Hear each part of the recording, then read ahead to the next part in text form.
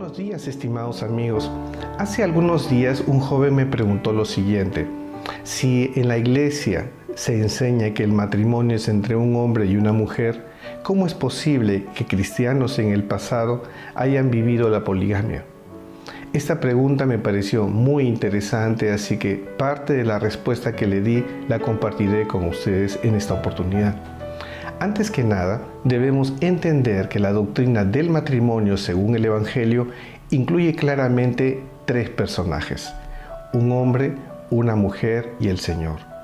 Mientras la relación matrimonial se mantenga en esta dinámica, funcionará, tendrá éxito y seremos completamente felices. En los primeros capítulos del libro de Génesis se nos enseña sobre la creación y de cómo Dios dio forma a la tierra y creó las cosas que en ella hay. Pero si observamos detenidamente, Dios no solo creó la naturaleza, sino también al hombre y a la mujer, los bendijo y les mandó fructificar y multiplicar la familia humana. Con ello el Señor nos dio un modelo de matrimonio y familia. Si el propósito de Dios fuera la poligamia, hubiera creado varias Evas para un Adán o viceversa. Esta es la doctrina y el modelo perfecto para la humanidad en relación al matrimonio. Dicho esto, entonces, ¿por qué hubieron personajes bíblicos que vivieron en poligamia, o si queremos llamarlo de otro modo, vivieron en matrimonio plural? Si quisiera dar una respuesta rápida, diría que el matrimonio plural en las Escrituras no es la regla, sino la excepción, y obedece en cada caso a un contexto determinado. Pero para entender mejor estas excepciones debemos estudiarlas desde el contexto en el que se dieron y no desde el contexto presente. En cualquier caso, reitero, la poligamia en el Señor siempre es una excepción, no la regla.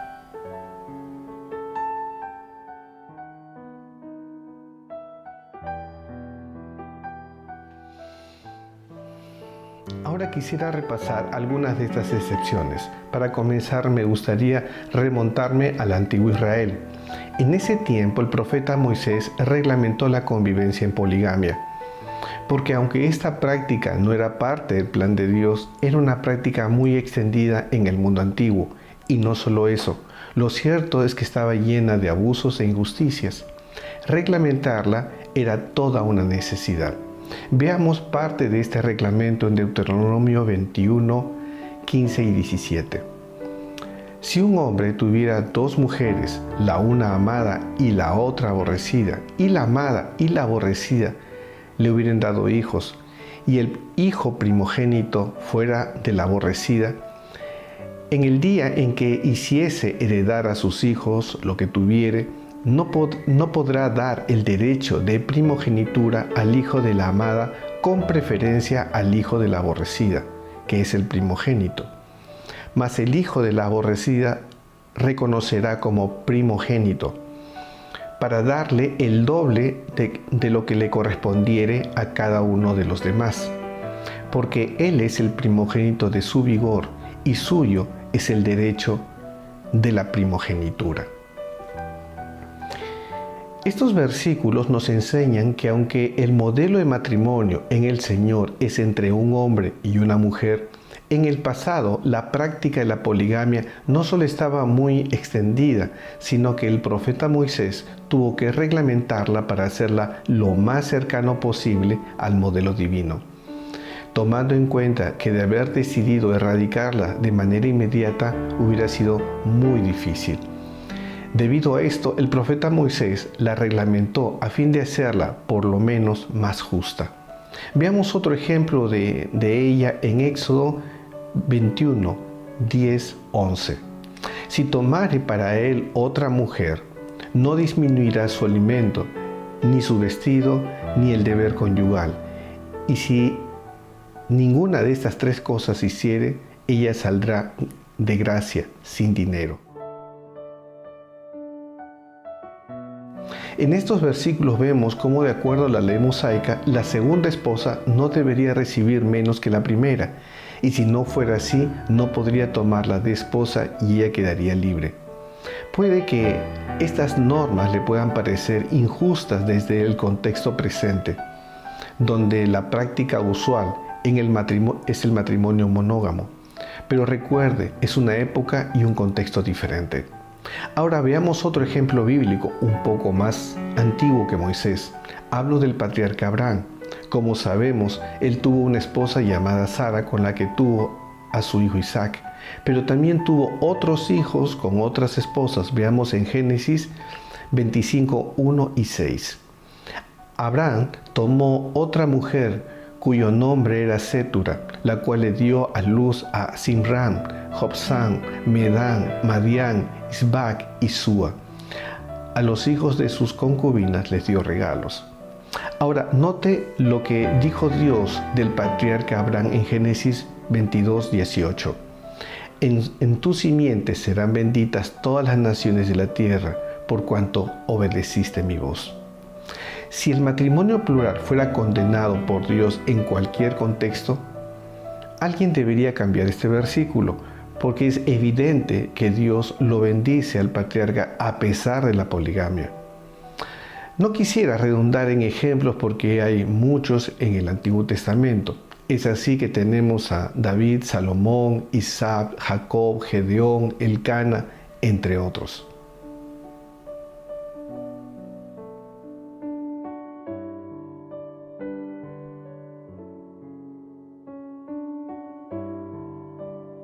En el Nuevo Testamento, al igual que en el Antiguo Testamento, aprendemos que el matrimonio es entre un hombre y una mujer. Las Escrituras no nos dejan ninguna duda al respecto. Sin embargo, llama la atención que los apóstoles y aún el mismo Jesús no hagan ninguna clase de condena a aquellos que en el pasado vivieron en poligamia. Es más, los ponen de ejemplos de fidelidad y obediencia a Dios. Veamos algunos ejemplos y vayamos a Lucas 19:9. Jesús dijo: hoy ha venido la salvación a esta casa, por cuanto Él es también hijo de Abraham. De igual manera, en una de las parábolas leemos en Lucas 16:22: y aconteció que murió el mendigo y fue llevado por los ángeles al seno de Abraham, y murió también el rico y fue sepultado. Como podemos ver en estos cortos ejemplos, no encontramos en el Nuevo Testamento condena alguna a los antiguos patriarcas por vivir la poligamia. La razón es muy simple: no se puede juzgar sucesos de una época desde otra, con un contexto histórico diferente. Esto lo sabían perfectamente los primeros cristianos, pero veamos algún ejemplo más para fundamentar el punto. Veamos en Hebreos 11, 8, 9.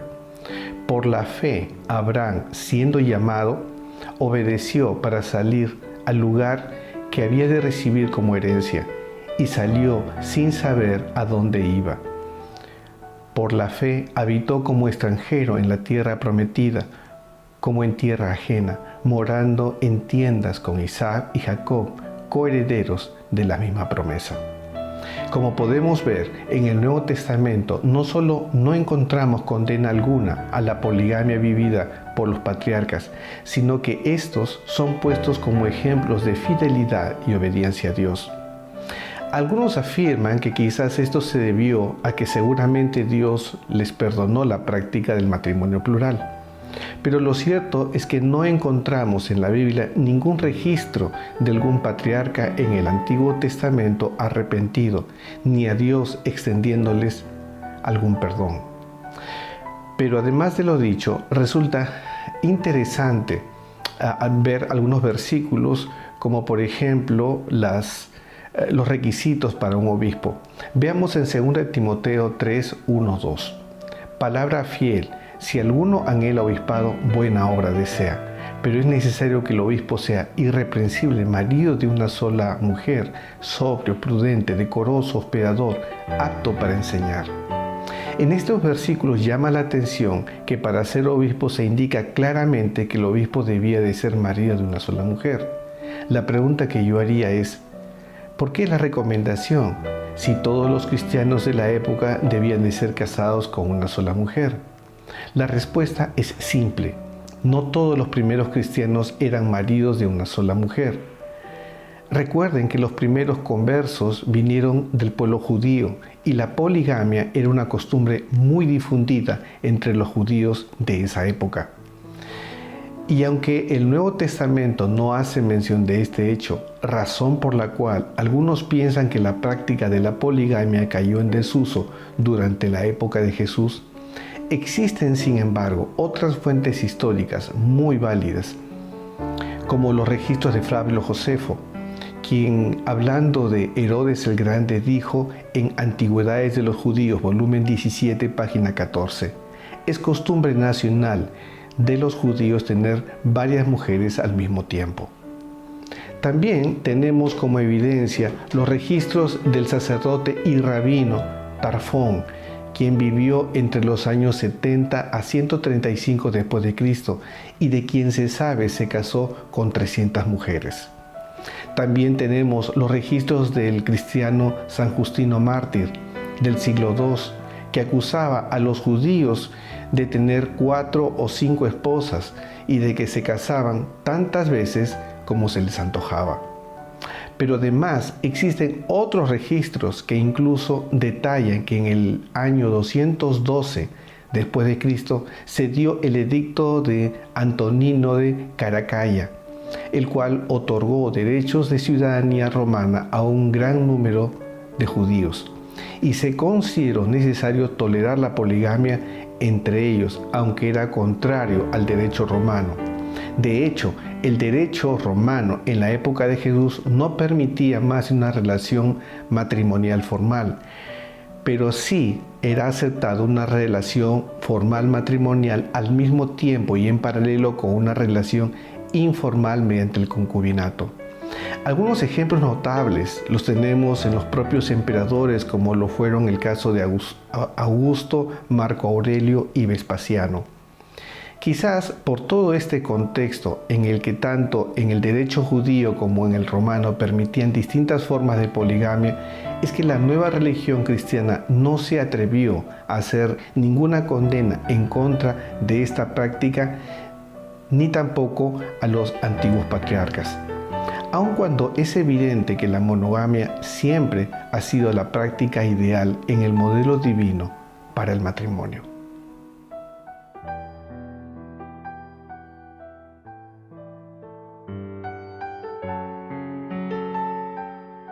Cuando nació la iglesia cristiana, los judíos todavía practicaban la poligamia.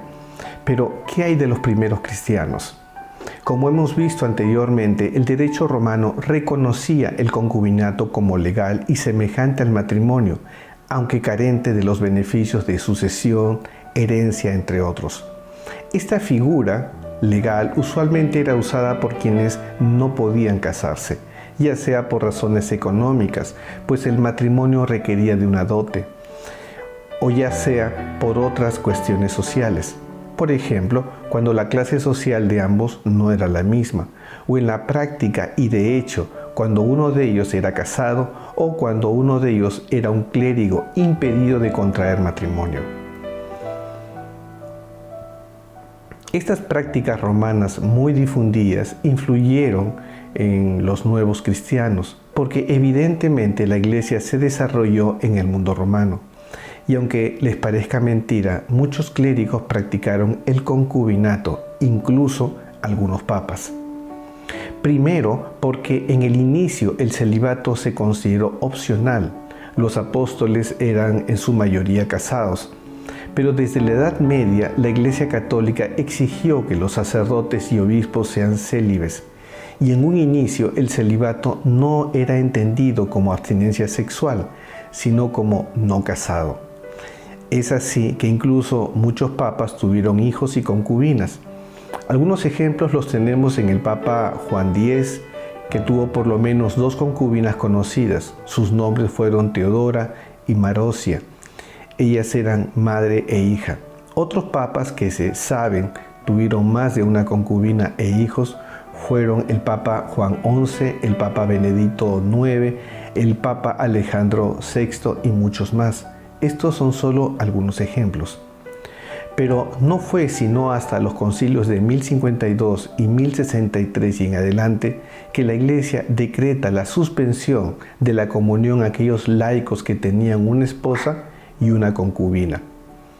Y es hasta el concilio de Letrán en 1514 cuando el concubinato y cualquier forma de matrimonio plural queda estrictamente prohibido y la Iglesia crea la figura del delito de concubinato clerical.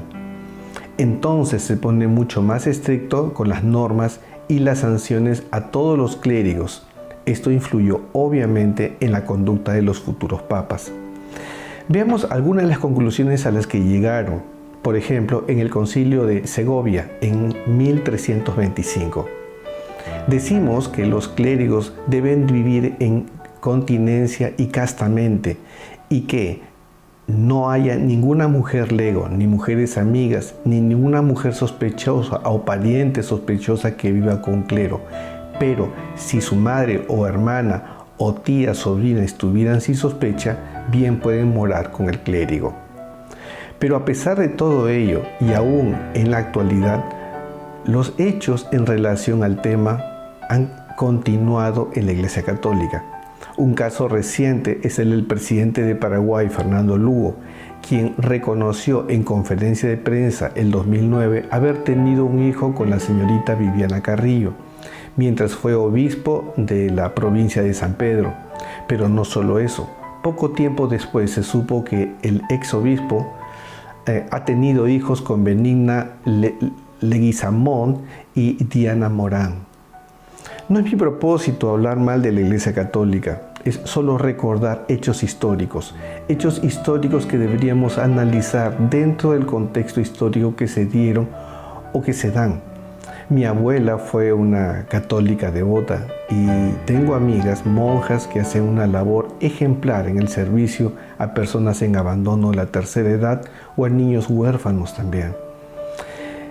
Asimismo, he gozado a escritores católicos que me han ayudado a afianzar mi fe, como Tomás de Aquino en su obra La Suma Teológica. Así que tengo en mi corazón un espacio para los católicos. Sin embargo, la historia es la historia. El reconocerla no debería ser motivo de fracturar nuestra fe, pues finalmente seguimos a Cristo.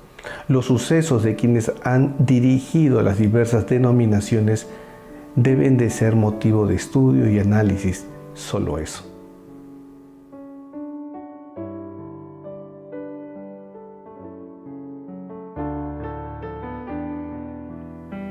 Para todos es conocido que el primer reformador es el teólogo y fraile Martín Lutero, impulsor de la Reforma Protestante en Alemania. Básicamente su protesta estuvo relacionada a la corrupción de la Iglesia Católica, a la venta de indulgencias y al derecho a leer las Escrituras a todo creyente. Pero yendo al punto de nuestro tema, aunque no lo crea, una de las doctrinas que enseñó en 1526 es relacionada a la poligamia. Él dijo: debo oponerme, especialmente en los cristianos, a tener más de una esposa, a menos que haya necesidad, como por ejemplo si la esposa es leprosa o está lejos del marido de alguna otra manera.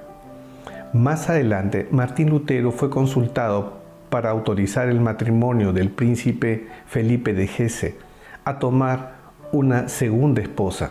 Veamos lo que Lutero dijo. Antes bien, le permitiría al rey añadir una segunda reina a la primera, y a ejemplo de los patriarcas y reyes antiguos, tener a la vez dos mujeres o dos reinas. Interesante, ¿no es así? Otro caso entre los reformadores protestantes es el del teólogo Martín Bucero, ex dominico, quien influyó en las doctrinas y prácticas luteranas, calvinistas y anglicanas. Por sus esfuerzos en reformar a la Iglesia Católica, él fue excomulgado. Pero en relación al matrimonio plural, en 1539 Martín Bucero escribió una defensa teológica de la bigamia. La razón principal para hacerla fue la de favorecer al príncipe Felipe de Hesse, quien deseaba tener más de una esposa al mismo tiempo. También debemos recordar a los movimientos evangélicos como los Amish y los Menonitas, descendientes de los anabatistas, que a inicios del siglo XVI se separan de los movimientos protestantes y católicos de la época.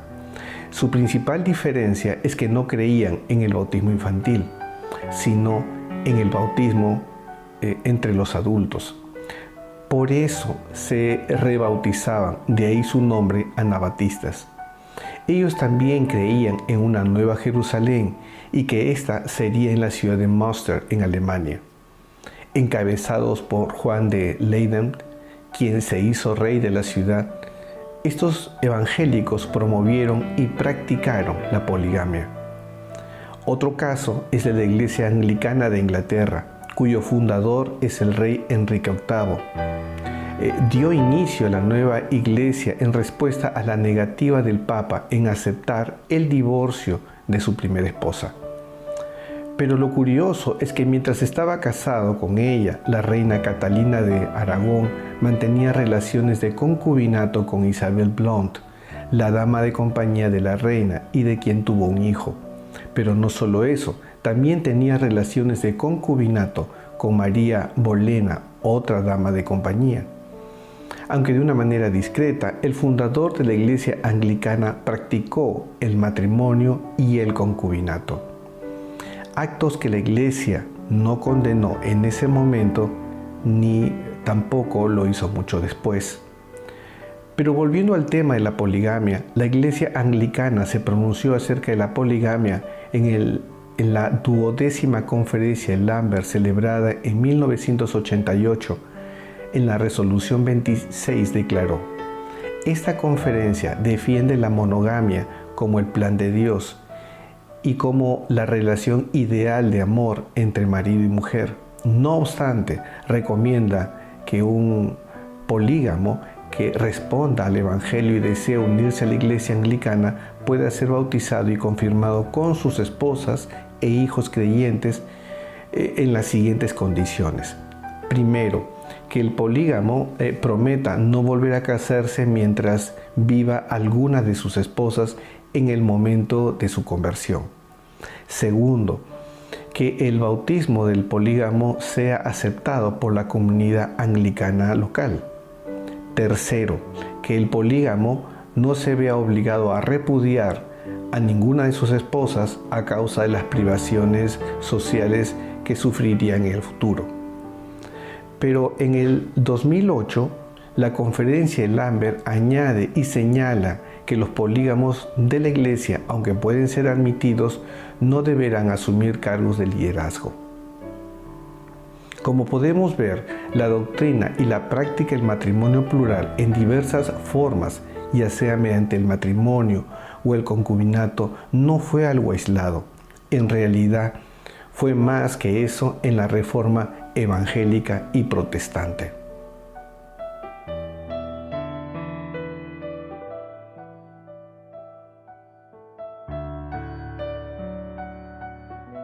En Norteamérica tenemos algunos ejemplos interesantes de la práctica del matrimonio plural.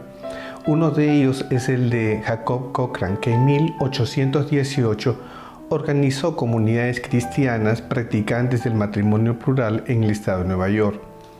Algunos de los miembros de estas comunidades más adelante serían miembros de la Iglesia de Jesucristo de los Santos de los Últimos Días. Es más, algunos líderes prominentes de la Iglesia Santo de los Últimos Días llegarían a casarse con algunas personas de esta comunidad. Por ejemplo, Brigham Young se casó con Augusta Adams Cobb, una ex cochranita.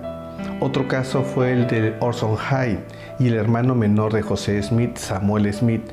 Ambos llegaron a casarse con ex cochranitas. Algo curioso es que los cochranitas vivían en una comunidad donde tenían todas las cosas en común, algo muy semejante a lo que los santos de los últimos días llamarían la Orden Unida. De ahí que algunos piensen que los cochranitas llegaron a ser una influencia para la Iglesia Santo de los últimos días, debido a que ésta se organizaría muchos años después. Otro caso y que no debemos dejar pasar, es el de la Iglesia de Jesucristo de los Santos de los Últimos Días, que desde 1831 a 1862 practicaron el matrimonio plural de manera temporal. La práctica fue cayendo en desuso luego que en ese mismo año el Congreso aprobara la ley Morville contra la bigamia, que declaraba ilegal la poligamia en todos los territorios de los Estados Unidos. Entonces, la práctica del matrimonio plural dejó de ser aceptada en la Iglesia de manera total en 1910, después de lo cual la Iglesia excomulga a cualquier miembro que siga esta práctica. Debemos tomar en cuenta que la doctrina oficial de la Iglesia de Jesucristo de los Santos de los Últimos Días es que el matrimonio es entre un hombre y una mujer. Es así que el mismo Libro de Mormón, documento considerado parte del canon de la Iglesia, podemos leer en Jacob 2:27. Por tanto, hermanos míos, oídme y escuchad la palabra del Señor, pues entre vosotros ningún hombre tendrá sino una esposa, y concubina no tendrá ninguna. Cabe señalar que la Iglesia de Jesucristo de los Santos de los Últimos Días es en la actualidad una de las instituciones religiosas más conservadoras de Occidente. Pues en relación a la práctica del matrimonio, la Iglesia Santo de los Últimos Días no solo no acepta el matrimonio plural en cualquier zona o país del mundo, cosa que sí aceptan otras iglesias como la luterana y la anglicana, sino también no acepta el matrimonio homosexual, cosa que sí aceptan muchas otras iglesias cristianas en la actualidad. Pero además, el matrimonio plural no solo forma parte del pasado, sino también de nuestro presente. Países como Argelia, Egipto, India, Libia, Marruecos, Kuwait, Qatar, Emiratos Árabes, Irán, Irak, Líbano, etc., forman parte de esta problemática. En resumen, y como hemos podido ver, el tema del matrimonio plural es un tema bastante amplio, en realidad mucho más amplio de lo que muestra este video, porque abarca muchas épocas, muchos contextos, muchas culturas, muchos países e incluso muchas religiones. De modo que me parece muy equivocado cuando alguien se atreve a acusar a alguna religión de un pasado polígamo. Porque todos han pasado por este aro: judíos, los primeros cristianos, cristianos católicos, cristianos evangélicos, santos de los últimos días y otros. ¿Quién va a juzgar a quién? Estimados amigos, la poligamia es parte de nuestra historia de la cual debemos aprender. Quizás en algunos casos sea justificada, quizás en otros casos no. El punto es que finalmente seguimos a Cristo y según Él, el matrimonio es perfecto según su modelo. Las excepciones históricas las debemos analizar con sumo cuidado para no equivocarnos. No pretendo en este video abarcar todo el tema porque es amplio. Solo espero mostrar un modesto punto de vista, hacerlo pensar y quizás esto lo haga investigar más sobre el tema. Que el Señor lo bendiga.